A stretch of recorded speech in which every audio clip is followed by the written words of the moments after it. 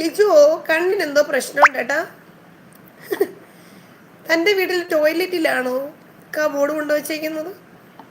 ബിയോ ലിജോ ജോസഫിന്റെ ടോയ്ലറ്റിലാണ് കബോർഡ്. എൻ്റെ ഫോണിലിപ്പോൾ കബോർഡിൽ കണ്ടത്, കിച്ചണിലെ കബോർഡ്.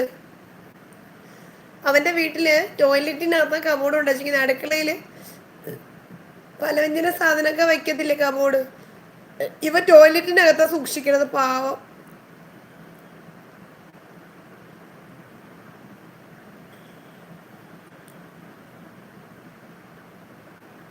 ഇവൻ മെസ്സേജ് ഇടാൻ പറ്റാത്ത ആളാണ്.